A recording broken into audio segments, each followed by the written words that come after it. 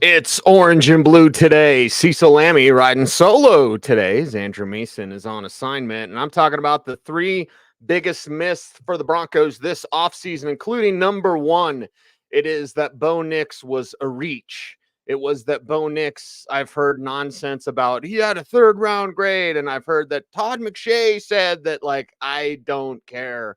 That is so bogus. It's so false. It's so wrong-headed. Honestly, it's just dumb, really, to look at this situation with Bo Nix and think that he was not a first-round pick or that the Broncos somehow reached for him, that he would have fallen to the third round, that they should have never taken him.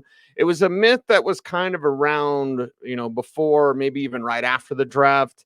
I still hear some of those things reiterated in the local media, in the national media. And I will say this respectively, one, because it's in public and everybody's going to be able to hear this. I'm going to save my opinion on Todd McShay for a private matter, but I'll say this, McShay talked to a few GMs and nobody had a first round grade on Bo Nix. Well, I talked to a few GMs and some owners and some more scouts and all the stuff that I do every single year. And Bo Nix was easily a first round pick. Sean McVay was going to take him. Sean McVay was considering moving up to take him. The Saints were interested. The Raiders might have taken him had the Broncos not selected him. So just first and foremost, myth busted that, Bo Nix was not a first round pick and the Broncos reached for him and all these sorts of things. I've been out at every open practice for the Denver Broncos. And I'll tell you that Bo Nix has looked the most impressive of any rookie quarterback I've seen with the Denver Broncos, dating back to the Tim Tebow days, even Jay Cutler. I was around for the Jay Cutler days as well, and Jay Cutler did not look this good as a rookie in training camp, mandatory minicamp, OTAs, and such. So we're excited for Bo Nix. But first myth I had to get out of the way is the one that probably bothers me the most because it is so untrue. And to anyone out there, I always say, come to practice if you're in the media. And if you're not, wait for training camp at the preseason. It doesn't mean Bo Nix is going to be in the Hall of Fame or the Broncos totally got it right or whatever. But this nonsense, garbage, hot take mess that people tried to say that they reached and Todd McShay said GMs didn't call him a first round pick. Well, Todd must have talked to GMs that I didn't talk to. Because again, I've talked to plenty of executives and easily Bo Nix was a top 10, top 15 pick for the last 2 years. So the Broncos got their guy. It was their third guy on their list behind Caleb Williams, behind Jaden Daniels. And there was no way in hell that they were going to get Williams away from the Bears. That move was made, the Justin Fields move and all that. There's no way in hell that they were going to get Jaden Daniels from the Commanders in their grasp because Adam Peters loves him. Although I do know the Broncos loved him as well. He's my number one quarterback this year. So there's a lot to love about Jaden Daniels. There's a lot to love about Bo Nix as well. So for people saying there's concerns about his arm, okay, that's not incorrect, but that's also overstated. That's over dramatic to be like, he's got arm problems. No, he doesn't. I've seen him make every single throw. And, those 85-yard bombs that Josh Allen can do, those happen, a few times a year, really? Basically, you have to stay on time and on target. This league is about short to intermediate passing. He's not a check down person. Heard him being accused on the local airwaves of like, he's a check down Charlie. Like, no, he's not. Not at all. Again, know what you're talking about. Watch football. And come to practice. You'll see that Bo Nix is not just checking down. He's not afraid of his own shadow. Case Keenum was like that. Case Keenum was a player in Broncos training camp. Didn't throw any picks. He also didn't challenge the defense. Bo Nix challenges the defense if it's there, but he'll make the right decision. He'll stay on time and on target with what he does. That's exactly what Bo Nix is. That's who he is, and that's what he's doing. So myth number one, the Broncos reached for Bo Nix. It is completely obvious, if you know what you're talking about and are watching practice, that Bo Nix belongs and obviously was a first-round talent and obviously is the future of the Denver Broncos, regardless of how Jarrett Stidham looks. Second myth that needs to be busted, and I keep seeing this one pushed and promoted by national media, and it drives me up a wall because mostly national media doesn't come to, OTAs and mandatory minicamp. They'll be around training camp for a day or two, but that's also annoying as well when they come in for a day and then make bold proclamations. No, you got to be there. You got to be there. And I'm there every day. And so this Zach Wilson's in the mix thing, right? Where did this come from other than his agent? And people making wild assumptions like Zach Wilson's in the mix. Like, okay, well, Zach Wilson's there, but he's not doing good things. He's not playing good football. It's not looking like football rehab is working for him yet. You give him time, give him a whole year on the practice squad. I honestly don't care. But one thing that's really bothersome, I even saw someone on YouTube put out a Colin Cowherd clip of like Zach Wilson looking better than Bo Nix. None of that is true. None of that is true. And of course, I didn't watch it because I'm not going to click on that garbage. Like, I've been there all the time. And I know that Zach Wilson is not good. And, I get people get offended when I say he's not good at football. I'm like, well, he's a first round pick. He was overdrafted. For the love of God, if we can say someone was overdrafted in the quarterback room, it 1000% was Zach Wilson. Now, he's got time to turn it around. He's going to have a patient staff with him that's going to see if that physical talent, again, physical stuff's easy to see. Zach Wilson's got an arm. He can run around. Yeah. He still doesn't know where to go with the ball. He still holds on to the ball too long. He still throws picks. He still runs in passing drills. Zach Wilson ran at least 2 times in 7-on-7 drills during the offseason. So, for the whole Zach Wilson's in the mix, like, no, he's not. He's not in the mix for the starting job. That's largely agent-fed information. And if there's one thing that's pretty much awful in the sports world is that agents kind of run the news cycle. They'll give you a little bit if you talk good about their client, and they won't talk to you if you talk bad about their client. Well, I'm here to seek the truth and speak the truth. And I really don't give a damn what agents talk to me and what don't. I'm nice to them. I'm friendly to them. I like some agents that don't like me. Mike McCartney being one of them, because I said Zach Dysert couldn't play and he got mad at me. I'm like, it's fine. Like, I'll be fine. You'll be fine. But when agents come up to me at pro days and they're like, thanks for talking good about my client, my mind goes to like, well, I like the client. I like your player. I'm not going to make up my opinion because you let me interview some college kid that I most likely will be able to interview anyway, whether it's at the Combine, the Senior Bowl, or the Shrine Bowl. So agent-fed information pretty much runs this league, and propaganda. The people that are just like, everything's awesome, like, please stop listening to team propaganda. It's one among the worst out there. This is Zach Wilson propaganda. This is Zach Wilson's in the mix. And whether it's been on Kay Adams' show, and I'm not exactly sure where Kay got that information from, but it's not true. Whether Colin Cowherd talked about it or not, again, I'm never going to click on that video. So Colin Cowherd says Bo Nix is not as good as Zach Wilson. Colin's not here. And I like Colin. Sean Payton likes Colin. But he ain't here. And anyone that has been knows exactly what you've seen from Zach Wilson. I'm not going to be mean. I'm not going to be personal. Corporate, don't send me an email. But like, Zach Wilson does not look good. He is a distant third in this quarterback competition.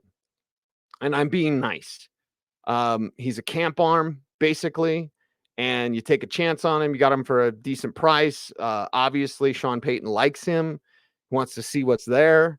But the early returns are not good. Again, it doesn't mean Zach Wilson's, it's a total bust. Like, nah, you took a chance and it doesn't look very good right now.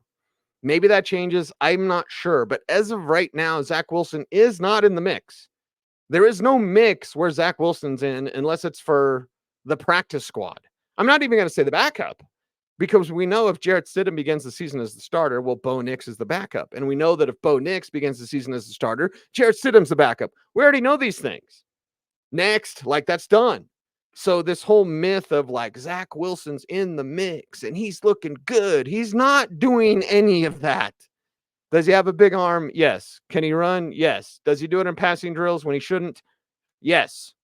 But this whole Zach Wilson's in the mix, myth busted, number 2, done, out the way. And if you hear anyone saying that, I just want you to point them to this podcast, to this YouTube channel, and make sure to like and comment and share and all that stuff to help us out here on YouTube as we continue to grow our channel. So 2 myths busted, both as quarterbacks, because the Bo Nix one really bothers me the most. And then the Zach Wilson one seems to be the one that's getting the most kind of push out there from the media. Again, it's perplexing as to why that's the case. But the final myth to discuss on today's program, orange and blue today. Mace is on assignment, and I'm actually on assignment as well.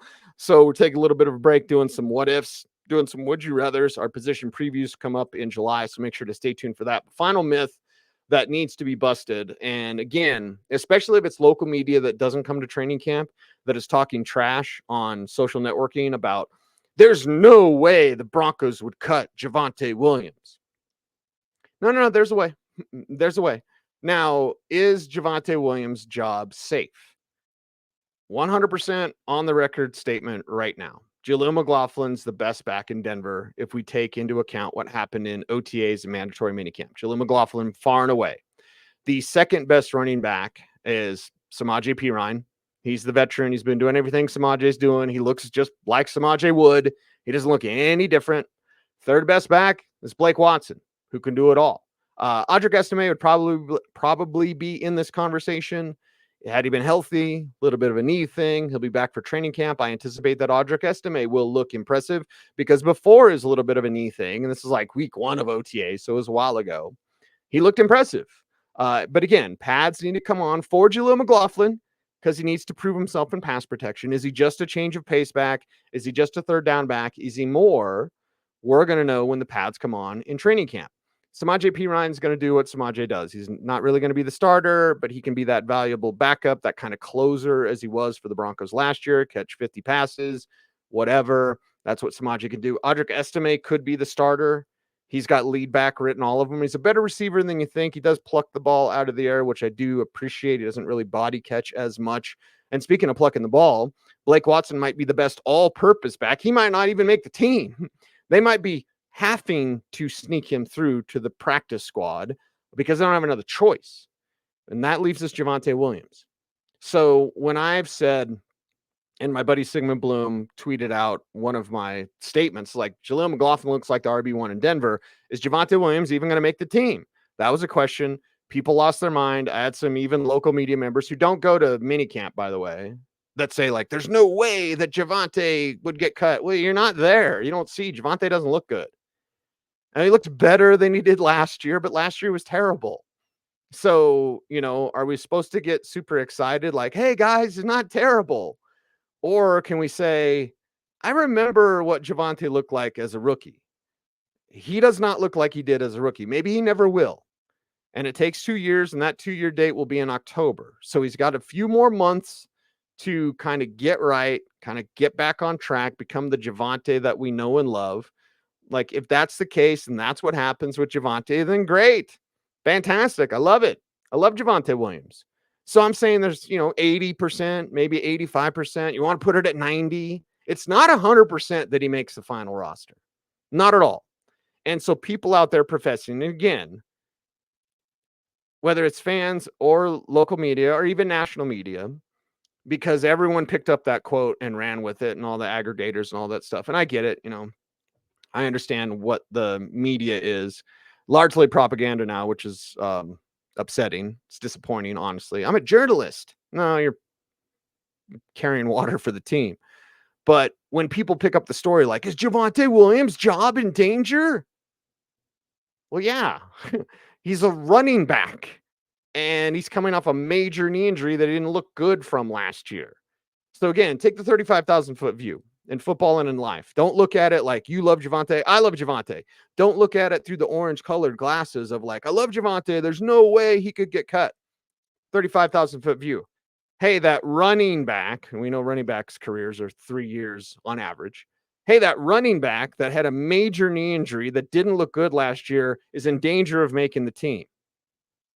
Well, that kind of makes sense, doesn't it? When you take your heart away from it and you step away and you take off the orange colored glasses, or the national media perspective, which they don't know because they're not here, or the local media perspective where they just make wild assumptions but don't actually come to practice. You can RSVP in the media. They will let you in. Maybe. They should.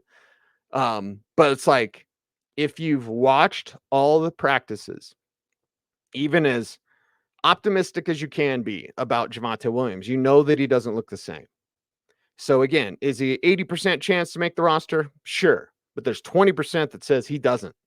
because Samaje looks good. Estime likely will look good. Blake Watson's pushing, and Jaleel McLaughlin looks amazing. Amazing out there.